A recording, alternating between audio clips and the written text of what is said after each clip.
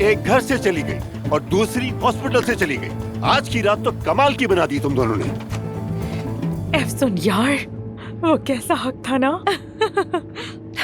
कसम से मानूर, मेरा तो दिल ही बाहर आ गया था जैसे। यानी जब आमिर मेरे करीब आया मैं बिल्कुल अजीब सी हो गई थी। बहुत घबराहट हो रही थी मुझे। तुम प्यार में पड़ चुकी हो लड़की। मैं 20 साल से इस लम्हे का इंतजार कर रही हूँ और वो लम्हा आ गया। और सुनो, सबसे अच्छी बात तो ये है कि वो भी तुमसे प्यार करता है। यानी बस कन्फेशन हो जाए तो सब कुछ मुकम्मल हो जाएगा। बेसब्री से इंतजार है मुझे। मुझे पूरा यकीन तो नहीं है, लेकिन शायद सेफ्ताज का जहन उलझा रही है। वो दोनों बहुत करीब हो गए हैं। यार, उसने खुद कहा था कि वो सिर्फ दोस्त है। अगर आमिर ने कहा तो फिर वैसा ही होगा। तो मत सोचो ना, अपनी लव लाइफ पर ध्यान दो बस, और कुछ नहीं। रुको रुको, वो आज रात मेरे घर कॉफी पीने आने वाला है। उससे कुछ बातें करनी है मुझसे। अरे वो इतराफ करने आ रहा है। और तुम स्टैचू मत बन जाना, अपने जज्बात का इजहार करना। वो जो कहे उसका जवाब देना। तुम भी इतराफ करना।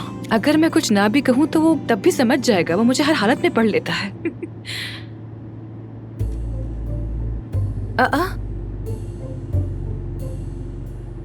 सामने वो सबा आंटी है ना मेरे ख्याल से। हाँ है तो वही।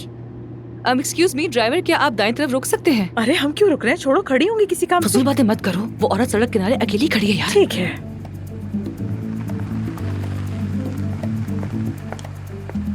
हाँ, माफ करना बच्चों, मुझे लगा ये टैक्सी खाली है। आप कहाँ जा रही हैं सबा साहिबा? घर। आइए गाड़ी में बैठ जाए, हम ड्रॉप कर देते हैं ना आपको। अरे बहुत शुक्रिया। अरे मैं तो इतनी देर से यहाँ खड़ी हूँ, थक गई। अरे कोई बात नहीं, आप चलिए भाई। तुम दोनों का शुक्रिया।